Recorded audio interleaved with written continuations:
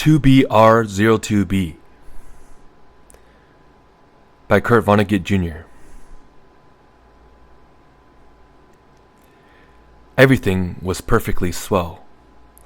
There were no prisons, no slums, no insane asylums, no cripples, no poverty, no wars. All diseases were conquered. So was old age. Death, bearing accidents, was an adventure for volunteers. The population of the United States was stabilized at 40 million souls. One bright morning, in the Chicago lying-in hospital, a man named Edward K. Weiling, Jr. waited for his wife to give birth. He was the only man waiting. Not many people were born a day anymore. Weiling was 56, a mere stripling in the population whose average age was 129. X-rays had revealed that his wife was going to have triplets. The children would be his first. Young Weiling was hunched in his chair, his head in his hand. He was so rumpled, so still and colorless as to be virtually invisible. His camouflage was perfect, since the waiting room had a disorderly and demoralized air, too. Chairs and ashtrays had been moved away from the walls. The floor was paved with splattered drop cloths. The room was being redecorated. It was being redecorated as a memorial to a man who had volunteered to die. A sardonic, old man, about 200 years old, sat on a stepladder, painting a mural he did not like. Back in the days when people aged visibly, his age would have been guessed at 35 or so. Aging had touched him that much before the curing for aging was found. The mural he was working on depicted a very neat garden. Men and women in white, doctors and nurses, turned the soil, planted seedlings, sprayed bugs, spread fertilizer. Men and women in purple uniforms pulled up weeds, cut down plants that were old and sickly, raked leaves, carried refuse to trash burners. Never, never, never, not even in medieval Holland nor old Japan, had a garden been more formal, been better tended.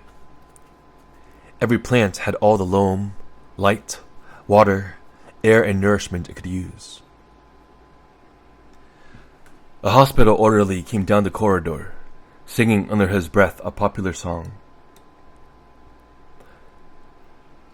If you don't like my kisses, honey, here's what I will do. I'll go see a girl in purple, kiss the sad world to the loo. If you don't want my lovin', why should I take up all this space? I'll get off this old planet, let some sweet baby have my place. The orderly looked in at the mural and the muralist. Looks so real, he said. I can practically imagine I'm standing in the middle of it. What makes you think you're not in it? Said the painter. He gave a satiric smile. It's called the Happy Garden of Life, you know. That's good of Dr. Hitz, said the orderly. He was referring to one of the male figures in white, whose head was a portrait of Dr. Benjamin Hitz, the hospital's chief obstetrician. Hitz was a blindingly handsome man. Lots of faces still to fill in, said the orderly. He meant that the faces of many in the figures in the mural were still blank. All blanks were to be filled with portraits of important people on either the hospital staff or from the Chicago office of the Federal Bureau of Termination.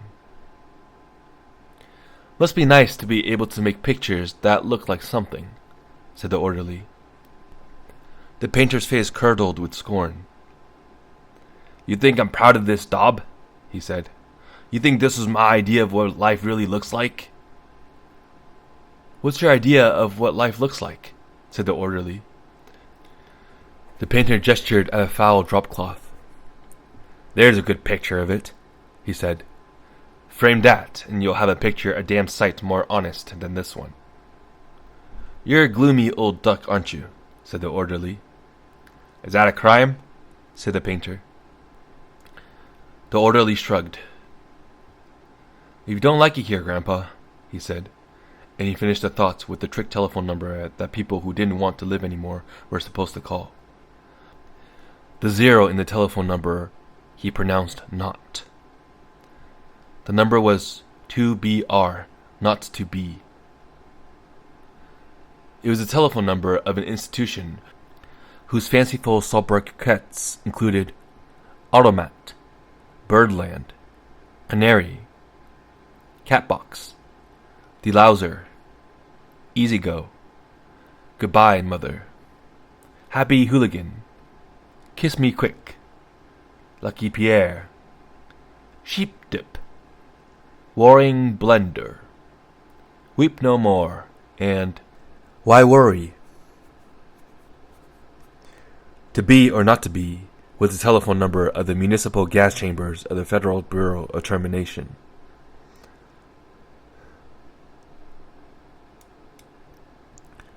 The painter thumped his nose at the orderly. When I decide it's time to go, he said, it won't be at the Sheep Dip. A do-it-yourselfer, eh? Said the orderly.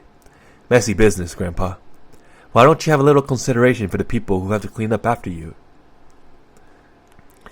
The painter expressed with an obscenity his lack of concern for the tribulations of his survivors. The world could do with a good deal more mess, if you ask me, he said. The orderly laughed and moved on. Wailing, the waiting father mumbled something without raising his head. Then he fell silent again. A coarse, formidable woman strode into the waiting room on spike heels. Her shoes, stockings, trench coat, bag and overseas cap were all purple. The purple the painter called the color of grapes on Judgment Day. The medallion on her purple musette bag was the seal of the Service Division of the Federal Bureau of Termination. An eagle perched on a turnstile.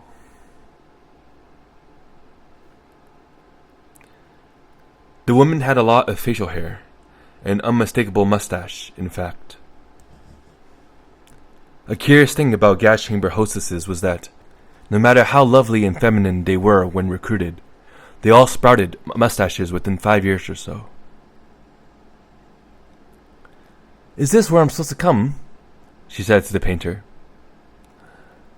A lot would depend on what your business was, he said. You're about to have a baby, are you? They told me I was supposed to pose for some picture, she said. My name's Leora Duncan. She waited. And you dunk people, he said. What? She said. Skip it, he said. That sure is a beautiful picture, she said. Looks just like heaven or something. Or something, said the painter. He took out a list of names from his smock pocket. Duncan, he said, scanning the list. Yes, here you are. You're entitled to be immortalized. See any faceless body here you'd like me to stick your head on? We got a few choice ones left. She studied the mural bleakly. Gee, she said, they're all the same to me. I don't know anything about art. A body's a body, eh? He said. Alrighty. As a master of fine art, I recommend this body here. He indicated a faceless figure of a woman who was carrying dry stalks to the trash burner. Well, said Leora Duncan, that's more the disposal people, isn't it? I mean, I'm in the service. I don't do any disposing. The painter clapped his hands in mock delight. You say you don't know anything about art, and then you prove in the next breath that you know more about it than I do. Of course, a sheep carrier is wrong for a hostess. A sniper. A pruner. That's more your line. He pointed to a figure in purple who was sawing a dead branch from an apple tree. How about her? He said. You like her at all? Gosh, she said, and she blushed and became humble. That puts me right next to Dr. Hitz. That upsets you? He said. Good gravy, no, she said. It's just such an honor. You admire him, eh? He said. Who doesn't admire him? She said, worshipping the portrait of Hitz. It was a portrait of a tanned, white-haired, omnipotent Zeus, 240 years old. Who doesn't admire him? She said again. He was responsible for setting up the very first gas chamber in Chicago. Nothing would please me more, said the painter, than to put you next to him for all time. Sawing off a limb. Does that strike you as appropriate? That is kind of like what I do, she said. She was demure about what she did, and what she did was make people comfortable while she killed them. And, while Leora Duncan was posing for her portrait, into the waiting room bounded Dr. Hitz himself. He was 7 feet tall, and he boomed with importance, accomplishments, and the joy of living. Well, Miss Duncan, he said, and he made a joke. What are you doing here? He said. This isn't where the people leave. This is where they come in. We're going to be in the same picture together, she said shyly. Good, said Dr. Hitz heartily. And say, isn't that some picture? I sure am honored to be in it with you, she said. Let me tell you, he said. I'm honored to be in it with you. Without women like you, this wonderful world we've got wouldn't be possible. He saluted her and moved toward the door that led to the delivery rooms. Guess what was just born? He said. I can't, she said. Triplets, he said. Triplets? She said. She was exclaiming over the legal implications of triplets. The law said that no newborn child could survive unless the parents of the child could find someone who would volunteer to die. Triplets, if they were all to live, called for 3 volunteers. Do the parents have 3 volunteers? Said Leora Duncan. Last I heard, said Dr. Hitz, they had 1, and were trying to scrape up another 2. I don't think they made it, she said. Nobody made 3 appointments with us. Nothing but singles going through today. Unless somebody called in after I left. What's the name? Whaling, said the waiting father, sitting up, red-eyed and frowsy. Edward K. Whaling, Jr. is the name of the happy father-to-be. He raised his right hand, looked at a spot on the wall, gave a hoarsely wretched chuckle. Present, he said. Oh, Mr. Whaling, said Dr. Hitz. I didn't see you. The invisible man, said Whaling. They just phoned me that your triplets have been born, said Dr. Hitz. They're all fine, and so is the mother. I'm on my way in to see them now. Hooray, said Whaling emptily. You don't sound very happy, said Dr. Hitz. What man in my shoes wouldn't be happy? Said Whaling. He gestured with his hands to symbolize carefree simplicity.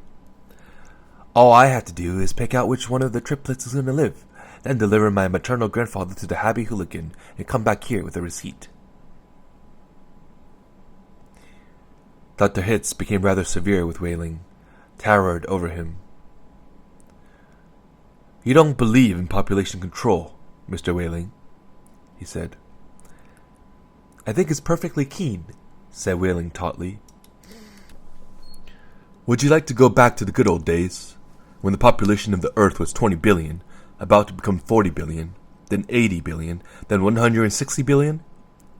Do you know what a druplet is, Mr. Whaling? Said Hitz. Nope, said Whaling sulkily.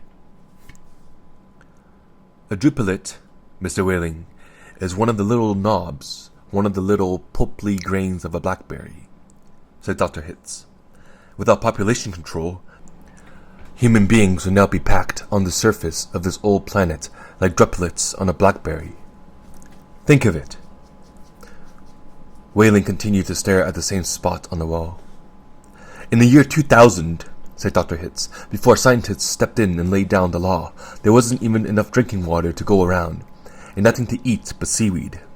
And still people insisted on their rights to reproduce like jackrabbits, and the right, if possible, to live forever.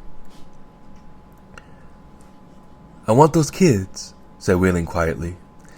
I want all 3 of them. Of course you do, said Dr. Hitz. That's only human. I don't want my grandfather to die either, said Whaling. Nobody's really happy about taking a close relative to the cat box, said Dr. Hitz gently, sympathetically. I wish people wouldn't call it that, said Leora Duncan. What? Said Dr. Hitz. I wish people wouldn't call it the cat box and things like that, she said. It gives people the wrong impression. You're absolutely right, said Dr. Hitz. Forgive me. He corrected himself. Give the municipal gas chambers their official title, a title no one ever used in conversation. I should have said, Ethical Suicide Studios, he said.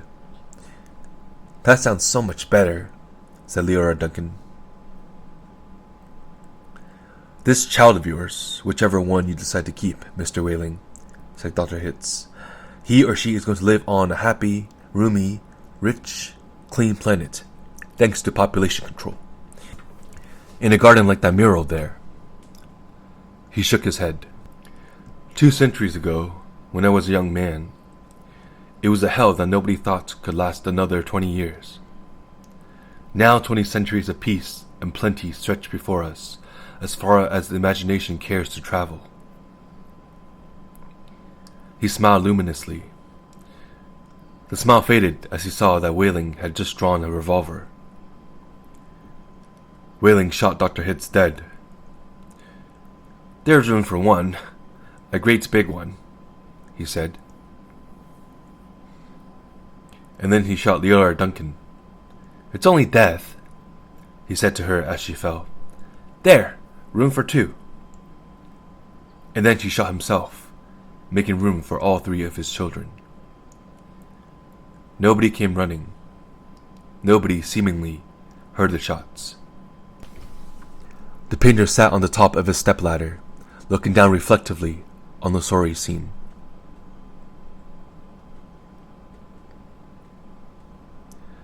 The painter pondered the mournful puzzle of life, demanding to be born, and, once born, demanding to be fruitful, to multiply and to live as long as possible, to do all that on a very small planet that would have to last forever. All the answers that the painter could think of were grim, even grimmer, surely, than a cat box, a happy hooligan, an easy go. He thought of war. He thought of plague. He thought of starvation. He knew that he would never paint again.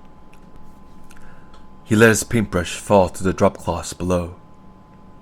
And then he decided he had had about enough of life in the happy garden of life, too. And he came slowly down from the ladder. He took Whaling's pistol, really intending to shoot himself. But he didn't have the nerve. And then he saw the telephone booth in the corner of the room. He went to it, dialed the well-remembered number. 2BR, not 2B. Federal Bureau of Termination, said the very warm voice of a hostess. How soon could I get an appointment? He asked, speaking very carefully. We could probably fit you in late this afternoon, sir, she said. It might be even earlier if we get a cancellation. All right, said the painter. Fit me in, if you please. And he gave her his name, spelling it out. Thank you, sir, said the hostess. Your city thanks you, Your country thanks you. Your planet thanks you. But the deepest thanks of all is from future generations.